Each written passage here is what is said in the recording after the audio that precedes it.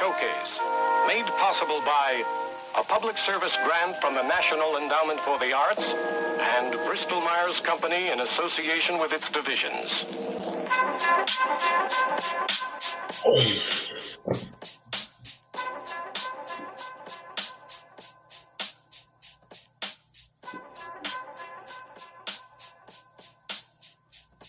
Yeah. All rise, open your eyes, no need to explain. I got a homie from the east and I'ma tell you his name. Never hang around lames, that's a part of his game. And if you show deep respect, he'll show you the same. Jeff undercard boxing, shook the world when he came. A lot of cats is playing, but his hands are insane. You can get steamrolled if you stand in the way. He a yardie from Flatbush, you cowards his cat puss. We used to feud like Bishop and Q, but he'll fuck you up quick if I give him the cue. From the city of Midwood, the south central part of New York, next to Bensonhurst and Borough Park. If it's a problem, don't even say shit. Just face this when you come across the Bay Bridge. No tolerance for BS or fake kids. Your blood clot crying. Just stop trying. Is Jeff Undercard prepared for the assignment? He bringing a appliance so cowards can't fight it. He might yoke you up if he feels slighted. He's spreading out toxins. It's undercard boxing. Yeah. Mad love and respect to my brother, man. From the motherland, word him up.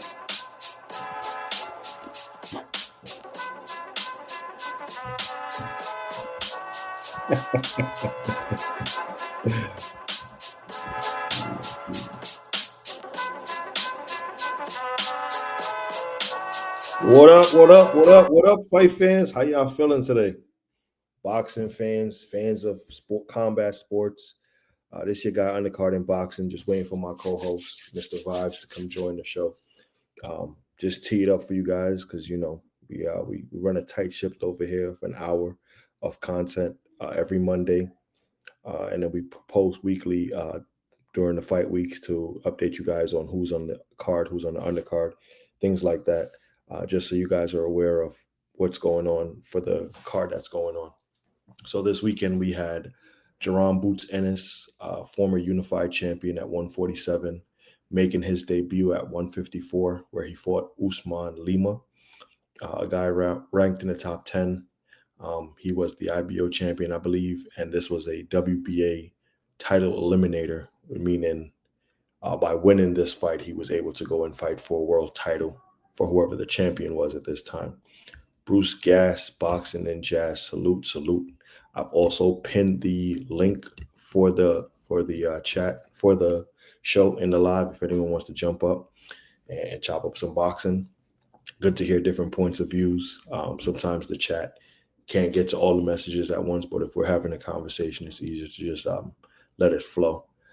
Before we jump to the main card, which is who I was just talking about, let's go on to some of the guys on the undercard who, you know, kind of made the card interesting, fun to watch. Let's start with highly touted upcoming prospect, Zaire Moses. I believe it's the cousin of Shakur Stevenson. He was fighting a 6-round super featherweight fight. He was on the prelims. Kid looks good, solid fighter. Heard a lot of talks that he fights very similar to Shakur. I guess very defensive oriented.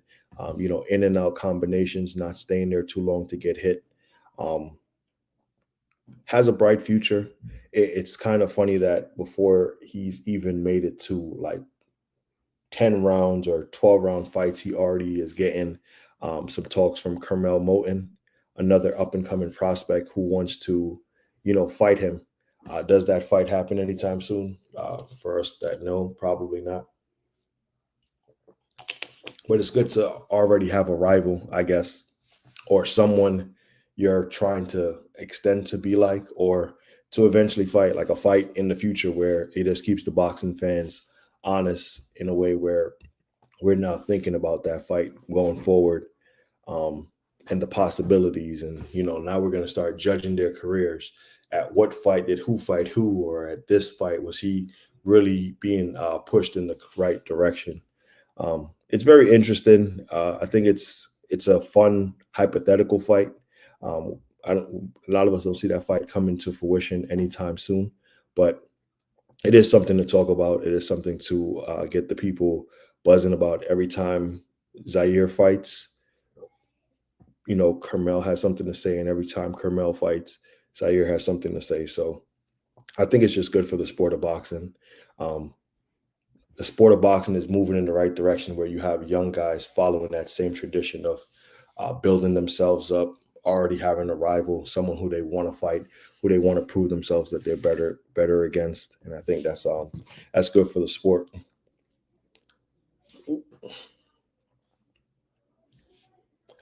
So after that, we had Dennis Thomas versus Sean Davis. It was a 6-rounder in the super bantamweight division. I believe Dennis Thomas pulled out this win. Sean Davis is a tough son of a gun. He was getting hit with some hellacious shots. How he managed to stay on his feet, how he managed to just keep trying to fight through all that punishment was a testament to his chin and his will. Someone who we would definitely like to see again. Dennis Thompson, upcoming prospect, 6-round fight. This is where you kind of build them. Sometimes you want to test them at 6 rounds to see if they're going to keep up that same level of intensity, how they progress through those type of fights. Do they have the stamina? Are they still fighting? Are they defensively responsible? I think he showed a lot of that. And he also brought the fight to the other guy. I think he looked good. I think that was a good stage for him. Philly, like a local guy, getting some attention, like a buzz. Wells Fargo's arena, I believe it was like 10K sold, or the numbers are all over the place. 6,000, 7,000, 10,000, whatever it was. That stadium was packed. Philly always comes out and supports their hometown hero, Boots Ennis, and I think that's a testament to him and how he's grown, not only at home, but that the people are rocking with him. It doesn't matter who the name is across from him. They're going to show up and support because they know what type of talent he is. And once you have the city behind you, it makes for more fights or more interest in fights going forward, because then your fans start to travel. Oh yeah, you're going to Atlanta, you're going to Las Vegas. Oh, we know what you do when you put on a show. We're gonna pull up. So we also have a 10-round WBA Continental North American welterweight title for Jose Roman versus Tamir Small. This was a WBA Continental North American title. Some of those regional titles that you have to get before you get to fight for the real thing, or they put you into the ranking system. And then each fight, whether you're going the WBA route, you can now steady your ship and know that you have them as a backer because you've collected a lot of their regional belts going forward. So Tamir Smalls versus Jose Roman, good scrap. Tamir looks strong. I think he was a little right hand heavy, just looking for that one perfect shot. I think when you knock a guy down in the first or second round, you kind of get a little, jumpy trying to finish him or knock him out or get that highlight reel. This is another Philly fighter. As you can see, he was the B-side. Jose Roman was the more known name who had fought better competition before Tamir Smalls. But the knockdown, the aggression, I believe the combination punches, he looked huge for 147. Tamir Smalls is a guy who, he's probably going from a 10-rounder to a 12-rounder and starting to fight some title eliminators next. Someone who I can definitely see as a player at the welterweight division, making some noise, being aggressive, being someone that someone to look out for. He's in the gym with Philly's own Jaron Boots Ennis. So that's a stablemate of his. They probably get a lot of sparring in, a lot of competition.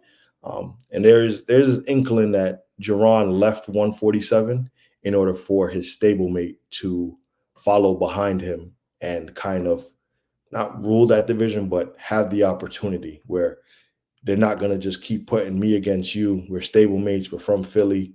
We're both at 147. There's this idea that he moved to 147. I mean, moved up from 147 in order to let his stablemate kind of reign. Because if he's going the WBA route, I believe that's Rolly Romero, Tamir Smalls. And then you have just a plethora of options. You have Brian Norman Jr., who's fighting Devin Haney. You have Mario Barrios still at 147. Rolly Romero, and I believe, what was the IBF? Crocker, who just won it recently in a European battle. So the landscape at 147 is pretty wide open. But if given the right opportunity or going down the right path, allows him to get a world title shot. I got you. Adding you to the stage now. What's up, old man? How you feeling? Man, I'm feeling like $1 million.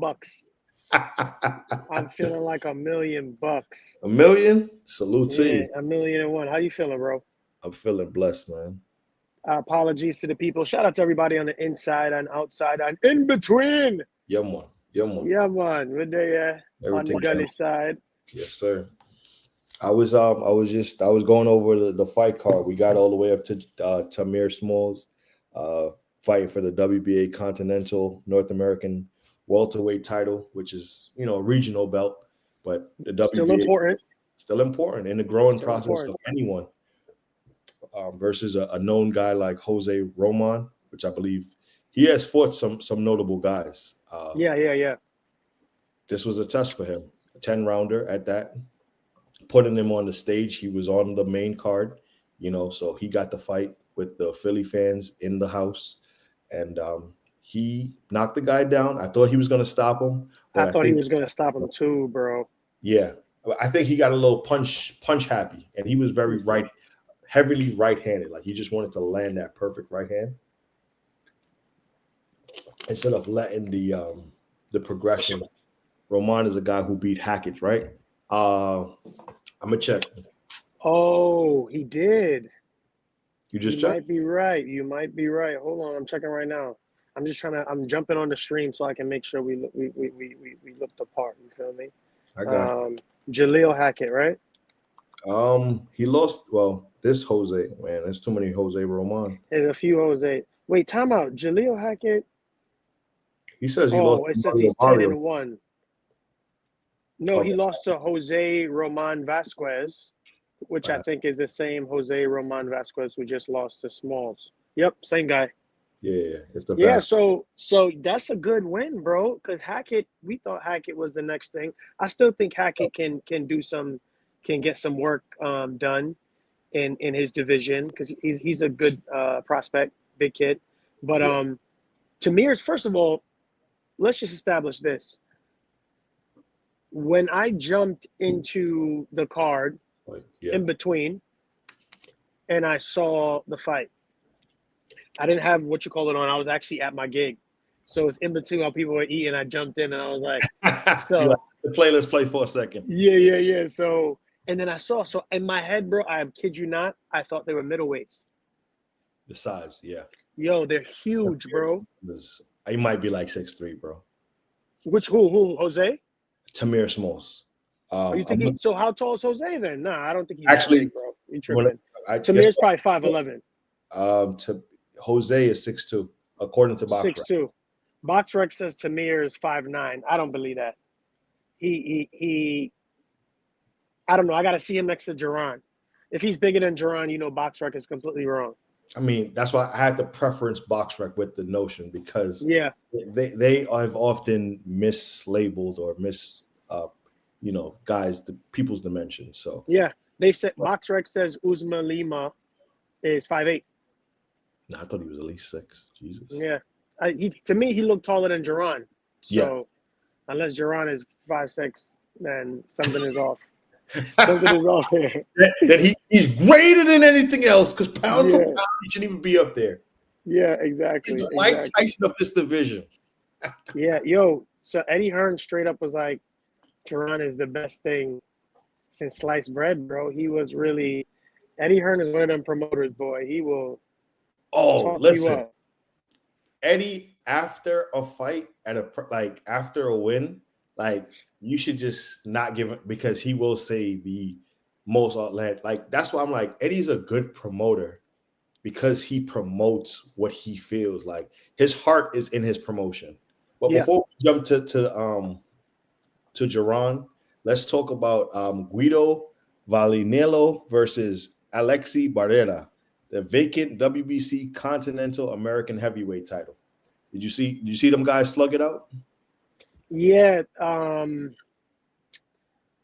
I watched the highlights. Vito. So, what's funny is I don't know what happened to his hype. I feel like when he first hit the scene, they were talking about him right alongside the Arslan dude who also fought the one who fought Dave Allen. Yeah. And they were talking, yeah, Makhmudov or something. They were Yeah. talking about him and Vito and so I don't know what happened to his hype. I also realized that he does have some skill. He is kind of sharp, but I don't know, man. He comes across a little sloppy. I didn't see anything really special. And did he stop the dude? I don't think he Yes, stopped he the did. dude, right? He did. He He did did. stop the dude? He did. Okay. In a I don't know. in a nice way too. It was like an uppercut. Like the dude just like when you fall, but you don't event like he fall and pause and then fall. I was like, oh man, that's beautiful. Like the knockout was beautiful. And according to Bruce, Gudo is a real gatekeeper of the heavyweight division. So he's the test before you get to championship level because of probably what you're saying. Stature, good puncher, Right. fundamental, but has never fought for at the that championship Super level. elite level. Yep. Yeah. Well, and I'm curious. Do you have his box rec pulled up, and we can see what some of the fights were that he Spell his last name. What's his last name again? Vito. Villanello, Vianello, Villanello.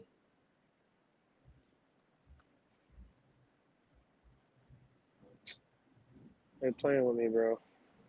They want you to sign up.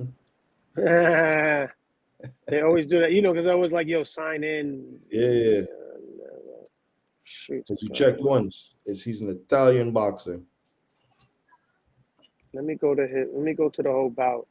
So he lost. Well, actually, that's funny you said that. I got it now. So he You got lost to that? Richard Torres.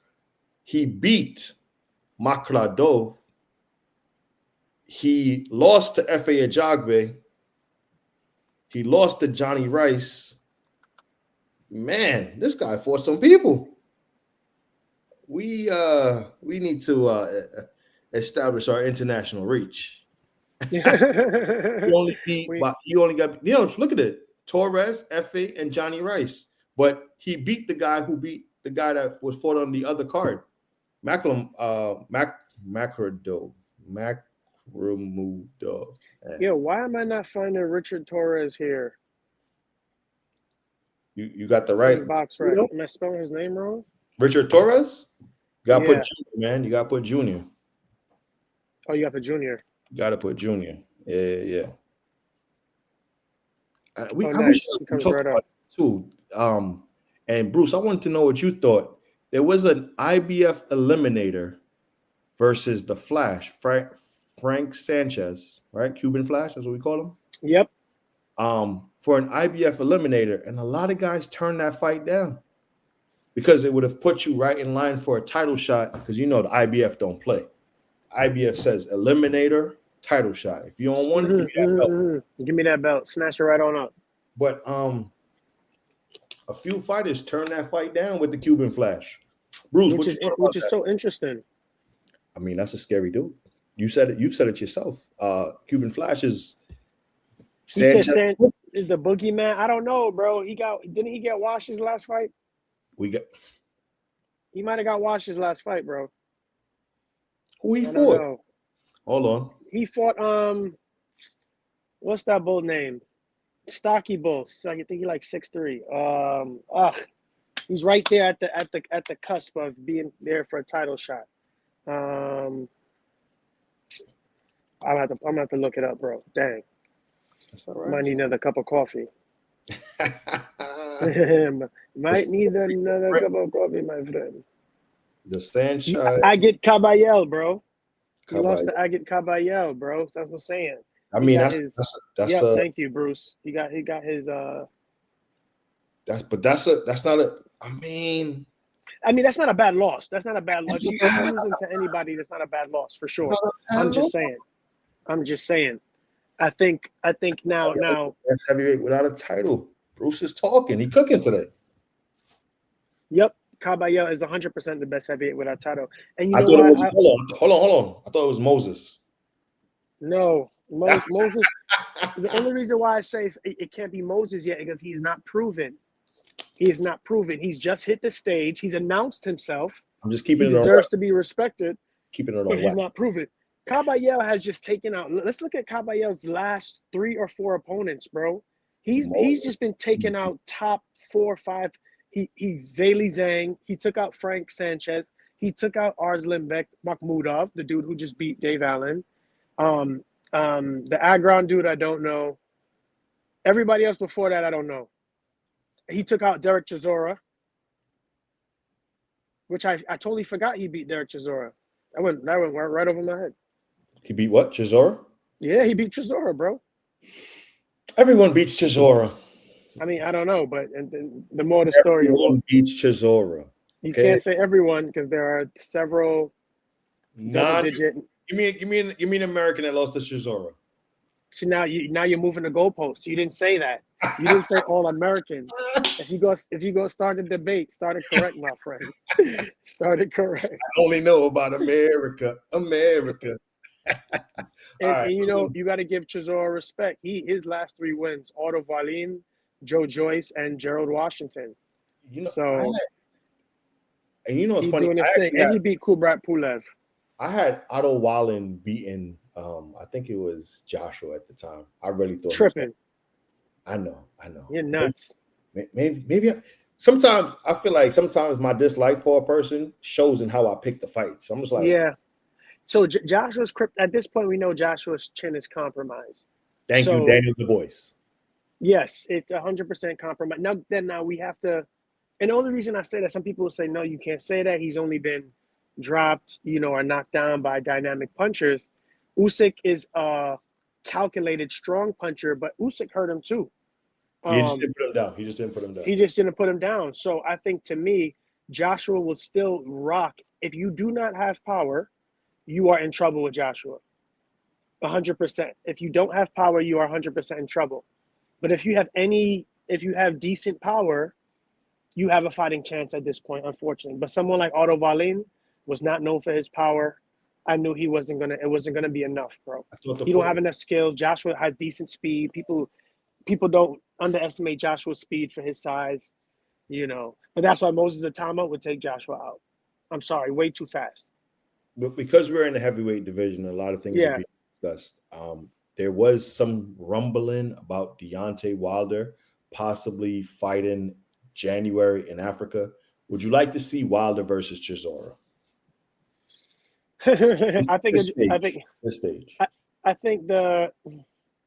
I was gonna say the press conference would be entertaining, but I don't even know, bro. Because what kind of Wilder are we getting?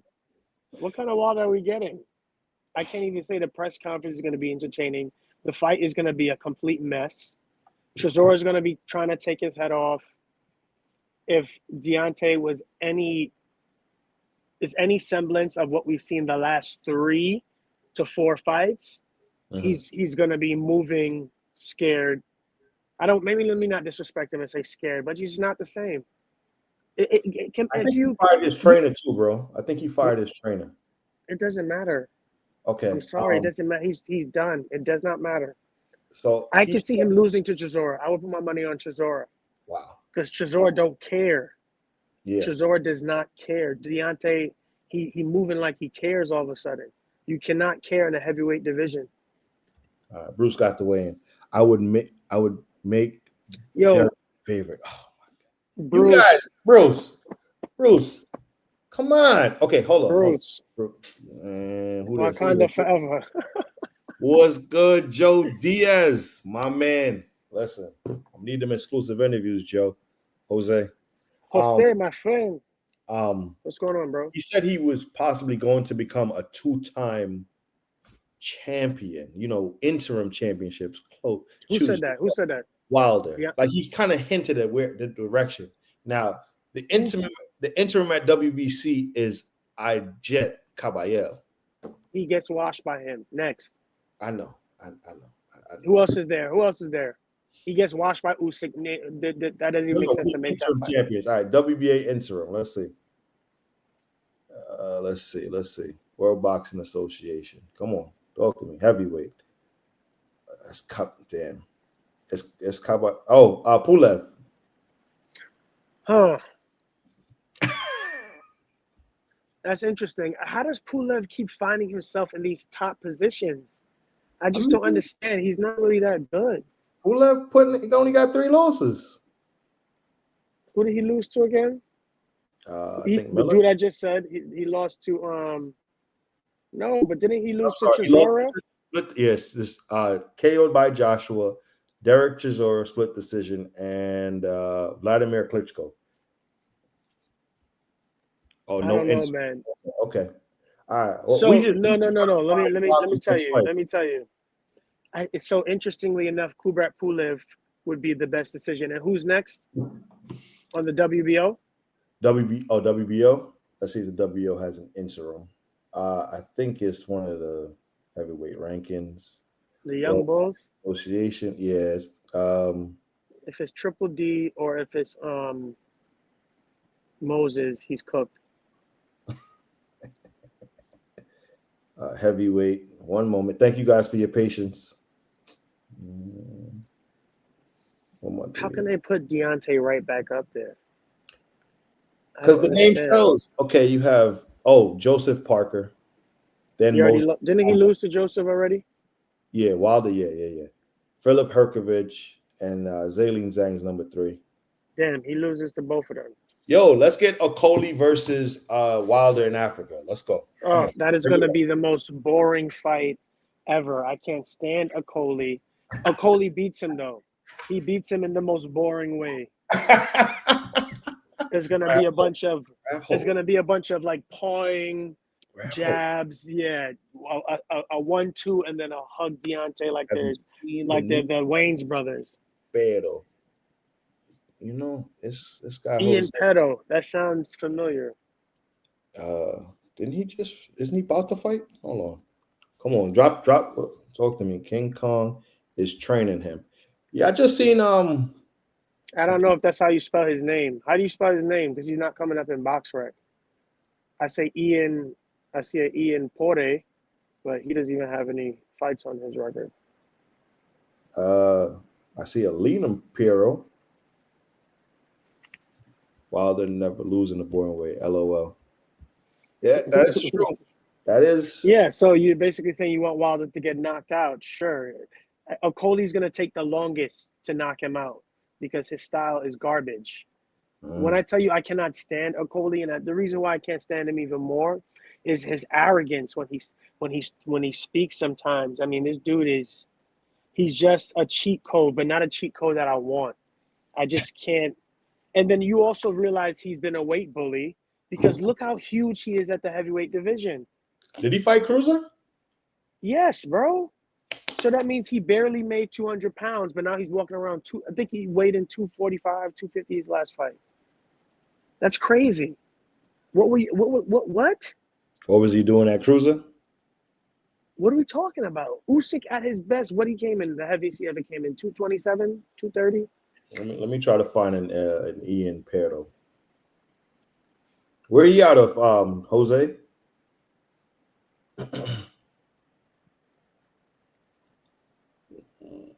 Boxing record. I got a Liam Perro. No. Are you talking about Liam Perro? Because that's who I see. 11 wins, no losses. And he goes by Lanier, Lenier, Pero. Jose, talk to me. Is that the guy? Because I think he has an upcoming fight, and I would love to give him the proper shout out. I think he is fighting. Hold on. Yeah, on November 1st. There we go. Come on, let's talk about it. Hey, the link is in the chat. Oh, let me see if I can.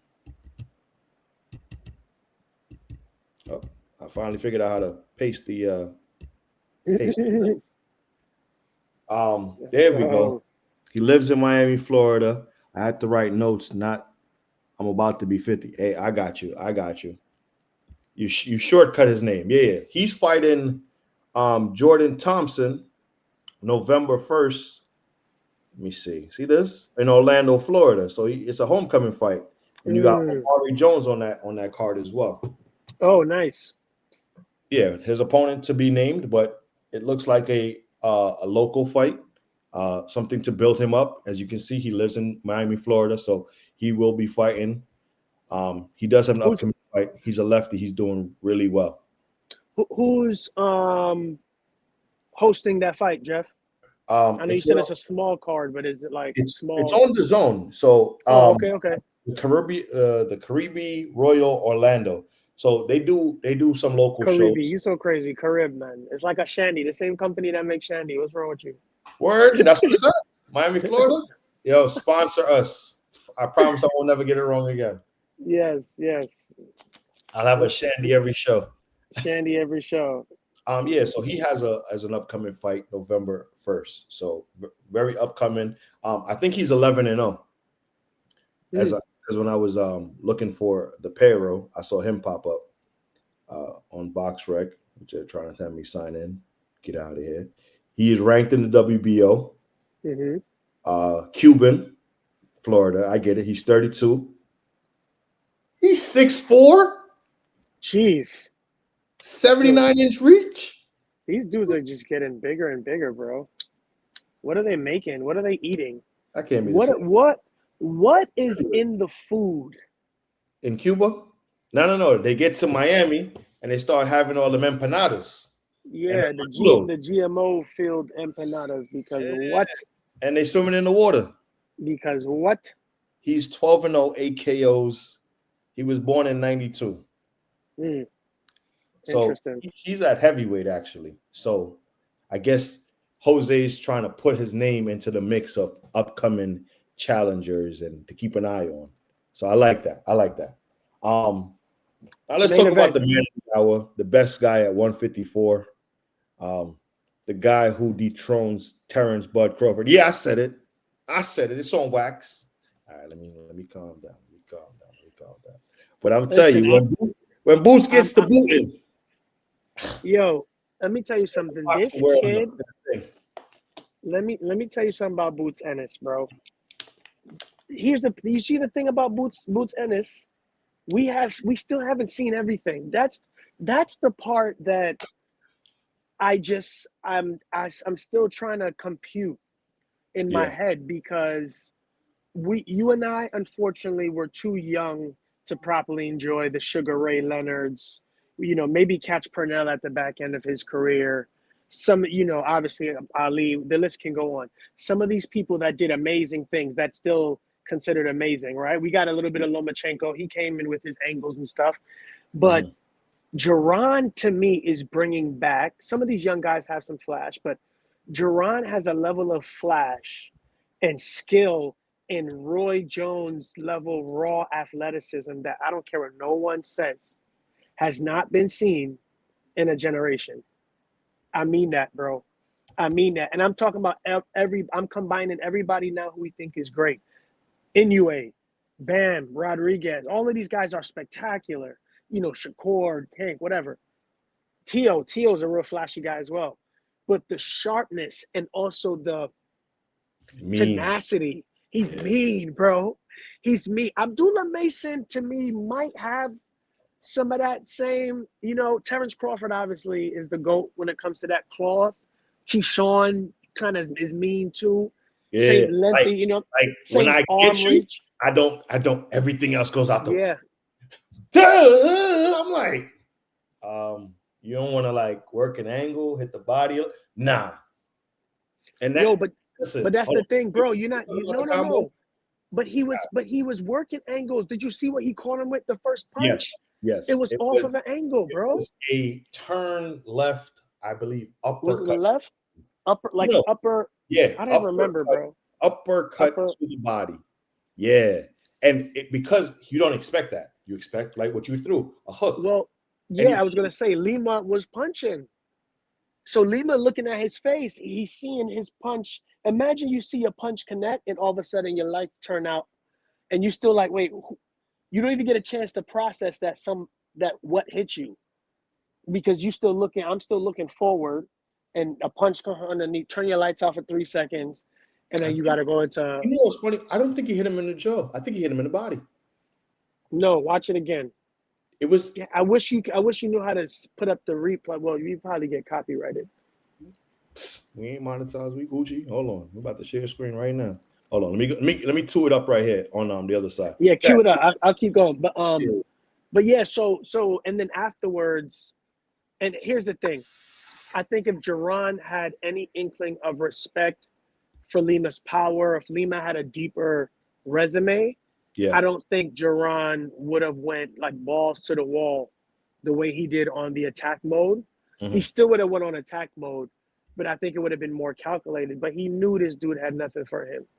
Even in the tape that I watched of Lima, he seemed strong, but he didn't seem sure-footed. So to me, if you're not sure-footed, that means even if you're blocking punches, you're you're movable. I talk about it all the time when we train with people. You have to be a level of planted in order to absorb punches. You see what I'm saying? If not, you get moved around. That's how you have dudes that when they get knocked down, but they're not hurt. Yeah. They weren't planted on their defense, right? Too wibbly wobbly. Lima always had that kind of wishy-washy, wibbly wobbly kind of footwork. Feel free to disagree or agree in the chat. Hold on. We here. We're just trying to get it set up right now. I think I got it. So I knew he was gonna get done off quick, but I didn't think it would be first round quick. You just thought I did quick. not think.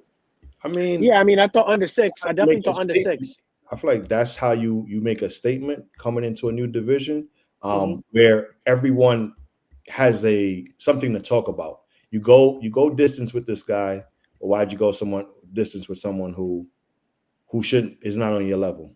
You get Right. him out of there, and it's, well, you should have did that. Man, which one is it? Yeah. You guys, it just seems to, okay, well, wait. Wait. Can you see? Is it there? Who doing it? Nice. Your I boy. see it on both screens. Yes, sir. All right, I I'm see gonna it come on back. both screens. Let me make it a little bigger on this one. You want me to just skip forward or just? Yeah, just skip forward real quick, just so we can see. It's 46 seconds into the fight. Like, let my boy cook for a second. Yeah. Salute to Jaron. Salute to the team. A lot of people don't give credit to Pops, to the brothers. They are just as much an extension of him as the work he puts in. Like, having that grounded foundation, your two brothers with you all the time, I feel like it just motivates him to a different level. Like, as I fight, I got the team around me. All right, we begin. Bullet jab. Hook first. It was funny. Lima was moving good here. Jeez. Caught that right on the arm. So you called it. The first thing I noticed is Lima. Jaron didn't even need to throw that. He didn't even throw that many jabs, but Lima couldn't see the jab. Yeah. At all. But Lima did have some. He did have some awkward movement. Yeah. It looked like he in a way had his own game plan and mindset. And like, sometimes being the aggressors. Oop, there goes that uppercut. It actually hit him the first time. To the body again. All right, jab. It said Lima landed only 2 punches this entire fight, according to boxing, and they might have been generous. That's pretty bad, bro. I mean, if you notice, he's control. Look at the switch. I saw the switch in his feet. Yep. Once he switched, it was a wrap. Ooh. Okay. Yeah, I saw that. That was close. Yeah, Jaron. Damn, that was it. Hold on. That was it. Time out. But where did that punch hit him, though? Where did that punch hit him? Are you sure? I swear it was to the body. Yo, I'm telling you, it came up here. It took my boy lights out. Look, yo, what ups? They are us. So he felt like he was double park and had to get up out of there. Press play and watch. They're gonna run the All right. They're gonna run that highlight in slow motion. Okay. Because the angle that we have just now was bad. That first knockdown. That double combination. Hold on. I'm just gonna go 2 seconds back. Relax. Hold on, people. Hold on. This is where you heard him. Right? Bruce said Boots fought like he was double parked. Bro, you ain't lying, bro. Like he was in front of the stadium and had to get his car. Like, I gotta get back to my car.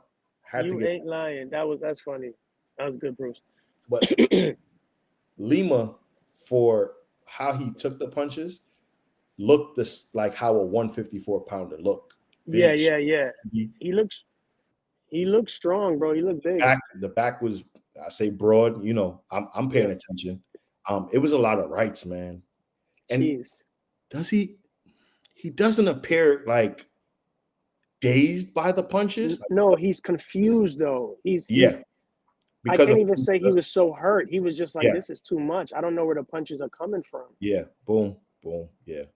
Yeah. I mean, what are you gonna do? And even after the stoppage was crazy. So here's the thing. You can't even the ref stepped into it. The ref stepped in too early. Come on, he was still on his feet. Your team had no faith. Your team was looking at him looking at you like, yo, you need some milk. All right. And that's, to me, he don't look hurt. He looks bewildered. He looks like, I feel like he looked like, am I in the right class? No, that, and also you can see the speed online, or you can see the speed on film, but it's different when you're actually in the ring with it. Like, you may be fast, I might be fast, but when you shoot that pressure jab, and I'm like, hold on, wait a minute. Right. Let me see if they're going to show it over again. I'm going to press play. And here's the other thing. For those who've been hit before, when you get hit, if someone is fast enough to hit you 2-3 times, bear in mind, you still may be thinking about the first one. Yeah. And as you're thinking about the first one, you have the contact, you have your brain processing. And if your training isn't automatic, you're then thinking about, oh man, what should I do next? Lima looked like it didn't matter because he wasn't prepared for 5-6 punches. Yeah. You see what I'm saying? So he was like, okay, jab, cross. All right, I'm going to block here. Oops, it's too late. You already got hit twice here. And then he hit you here. You see what I'm saying? Yeah. He even tried to do this. You saw he tried to do that. It didn't matter. Jaron hit you with 6 punches by the time you nuts. I want to see the slow-mo one more time. I'm telling you, it's a body shot, bro. See it. Let's skip through a little bit. Let's see if they give us the replay. Okay. Oh, yeah. No, that's the knockdown. Hold on. Here's the punch. Boom. You saw his head cut back? That was nasty. Rewind. All right. Cheese on bread. Hold on, I gotta see that up close. Selfish. Watch it. Yeah. Punch at the bottom of your chin. You're done. Cheese. Watch this. Look. How many punches you count? 1, 2. Load up 3 and 4. Yeah. Jeez. By the way, to be able to generate that much power from right here, not fully extend, because he wasn't fully extended. That hip, that's all that hip torsion, bro. I seen a guy in A-Hay hit like Reggie Jackson, but when they go to the pros, they can't hit their body weight. I need to see Boots step into competition before I rate him. Ooh, interesting. Okay. Bruce, this is a unified champion coming from 147. He didn't beat the first guy for a championship, but he took a belt from a belt holder. Stanionis, I believe a lot of people rated Stanionis. I'm not gonna lie, bro. I rated Stanionis. Right. So like I said, I thought Boots was gonna win, but I did not think it would be a demolition job. But here's the caveat: you're talking about a Stanionis who was off for over 18 months. Of course, you see how. Unfortunately, I'm not taking away Boots' credit of the win, but I'm taking away from the fact of the variable of how good of a because he wasn't as active. Yeah. he wasn't as active. So if he fought like a Charlo, are we doing the same thing? Yo, dude, see, here's the thing. If Charlo's the next fight and Charlo hasn't had a fight since losing to Canelo, then I'm sorry, it's the same thing. Because Jaron just been in the trenches, he's been training. I'm keeping it consistent. If Charlo fights somebody remotely decent, top 15, and he puts on a demolition job, I actually want to see if Charlo gets clipped. That's really what we need to see when these guys come back after long layoffs. When they take those first couple of when that first exchange happens, how do they react? If they react good, put on a demolition job, then put them in with someone like Jaron. That's what I would say for Charlo. If Boots fought Keith, what would you say? How would you feel? Ooh, I would give him his credit for that. But I could see him beating Keith to the body under 6. But I could see Keith touching him. Keith wouldn't go out like this Lima dude. I'll put money on that. Keith would not go out like this Lima dude because Keith IQ is too crazy and Keith has great feet. But in terms of the power, you would have to edge Jaron 100%. In terms of the durability, you would have to edge Jaron 100%. Yo, I'm putting that on my Twitter. What? Boots fought like he was double parked. Yo, that's the funniest thing. Bruce, he's taking that. He's taking that tweet. I'm taking it. I'm telling them, and I'm doing it. Park last night. It's just crazy. I mean, what I love about this debut at 154, I can foresee who took the fight because a lot of people would ask why Lima and not why not X, Y, Z, and Z and Z. These are all viable, but then you start hearing or you can see with your own eyes that these guys had you said you could have it. I got 1 million of them. All right, salute to you, Bruce. I'm definitely still in that one. And if it gets 100 likes, I'm coming back to tell you I need another one. Yeah. We can see from the landscape at 154 that a lot of guys were busy, chose a different path, and they didn't sign on that dotted line. When the call came, they had other plans, and Boots was not in there. Now I'm freed. I've had my fight, my recovery. Let's see what's next. I like how open it is because all you see is other fights. The Fundora Keith thing kind of messed it up because I like Keith in that fight, and however it played out, I thought it was going to be a tough fight. Maybe he loses, maybe he wins, but a tough night nonetheless. But then that champion is free.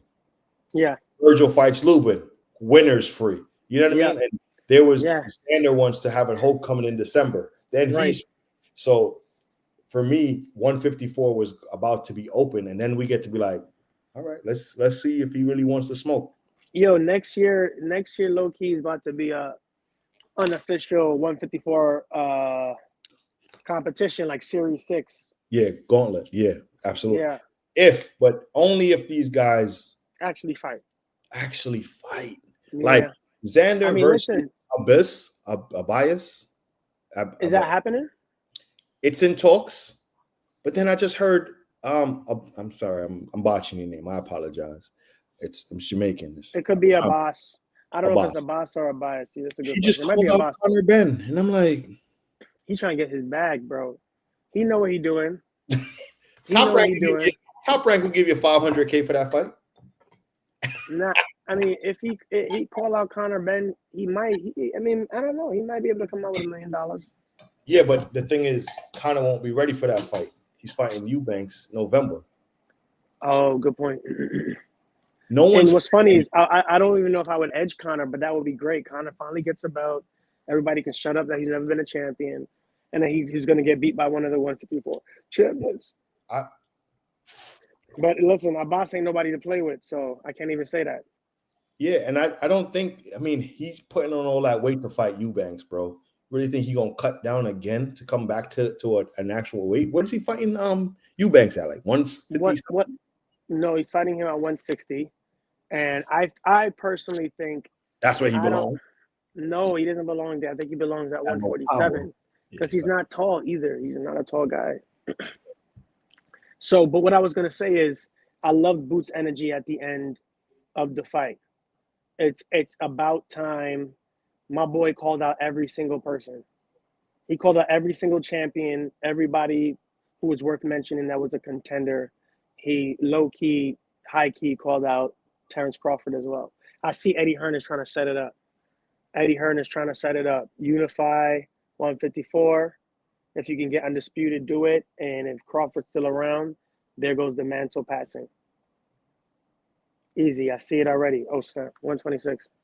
I gotta cut out a little early, but I see it already, bro. I see it already. Gotta give you a haircut too. Yeah, bro. And the Dave Allen and Arslan, I mean, I didn't get to watch the whole card. It seemed like they had some cool fights in the card. But I don't know what to do with the Mahmoudov. Dave Allen, you know he wasn't championship material. He's kind of like a Trezora for these folks. You know, hit or miss how well he does each fight, but he's not a championship level fighter. But you could definitely test your mettle against him. Yeah.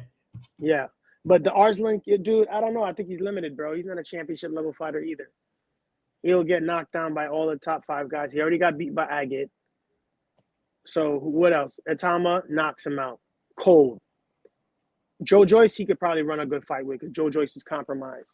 And that's kind of what it is on the European circuit. Either staying relevant, getting a couple fights, and getting a bag, or because world level is like you're gonna just keep falling short. It's such a big. Pay me for the contender level. Yeah, I'll be an card fighter. I'll give me 1.2, and I'll go mix it up for 10, 12 rounds or whatever you want. Right. No, that's a good point. It's so funny because people say this era isn't as deep, but to be real, it's clear the level you got to be at to really become a champion because of Usyk. Usyk, the champion, sets the standard for the skill level. So a lot of these guys are going to have to rise to the occasion. So I do agree that we are going to see the rise once again of that sweet spot of heavyweight, that 6'2" to 6'4" heavyweight. I think their era is coming back because now we see the agility and speed really can and does balance out power dynamic and size difference for sure. These big guys can't see it, bro. Yeah, these big guys can't see it. They have the power but don't have the feet, and you're getting beat by someone who doesn't punch as hard as them but can move. And God forbid you don't punch as hard. So if you have to rate, if Anthony Joshua has a 90 in a rating for power, you could be 75. But if you can hit him 3 times, that's the same level of impact. Yeah, hit him 3 times to his 1, and that's the thing. That's the Usyks. That's the Itamas. Yeah. I would even say that's what's my boy? I just forgot his name all of a sudden. No disrespect. Hawaiian. No, sorry, New Zealander. Heavyweight. Joseph Parker. Joseph Parker. He's another volume guy. Really good volume guy. Yeah. I would have said that a young Australian guy who got beat by what's his name with the forehead? Light skin with the forehead. He be knocking people out. He knocked out Frazier Clark. Man, I'm running blanks this morning. No. Frazier Clark. No, Frazier Clark and Fabio Wardley. Fabio Wardley fought that Australian kid. That was an Olympian. Super fast, real agile. But Fabio Wardley caught him. Look up Fabio Wardley after this. No, we know he's fighting on Parker. Yes, but I'm talking about the dude he fought. That's the kind of if that kid's chin was a little stronger. Yeah. What is his name, bro? Not Clark? Justice Huoney. Huoney. That's what he said. I didn't see somebody said it. Huoney, thank you. Bruce said it in the chat. Bruce is trying to help out, brother. Bruce is sharper than a knife today. But Justice Huoney. Bruce, Jeff, look up that fight. Huoney is the kind of speed that I'm talking about that these new heavyweights are going to come with. His chin just wasn't enough, but that's the next level. But I got to run, bro. Appreciate everybody. My fault for being late. We going to chop it up soon, bro. Yes, sir. Good cook. I got you. I got you. I'll take it down. Salute, man, to everyone that popped in. We got the viewership is increasing. We are the goal is 500. Sharper than a knife.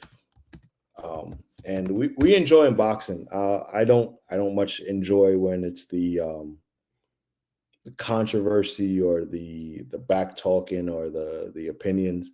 I prefer when it's actually live fights taking place, whether even if it's just in the stage of talking or I like what is to come, and I kind of take a screenshot of what's upcoming just for the boxing fans to kind of keep an eye out on what is to come. You have Joseph Parker versus Fabio Worley, October 25th. You got Joshua Boazzi versus Zach Parker. You have, that's funny, Linaire Piero versus Jordan Thompson. Virgil Ortiz versus Erickson Lubin. Chris Eubanks Jr. versus Conor Benn. And then you got the Night of Champions with Jose Benavidez, Brian Norman, Haney, Sam Notes, Abdullah Mason, and then you got Bam Adebayo. So boxing is in a great place. It's moving in the right direction. You should have seen me 20 years ago when I had all my brain cells working. Bruce, you still sharp. When you love something, because you don't look like you miss anything. You don't miss a lot of anything. But you're still as sharp as a knife. Keep doing what you're doing. Keep yourself healthy. We love having you around. Please make sure you're doing all the proper things to take care of yourself. Because, like I said, there are times when we're talking and you're just like, let me add a little something in there. But we're not of that ilk to have seen it or have witnessed it or to draw comparisons to it. So it's great to have you around. We love even when you just go fight breakdown or just fight you remember. We tap in. And just wanted to thank everyone for coming through. Jose Diaz, Bruce Gas, Boxing and Jazz. Always remember, you can just hit the link and come up and chat with us.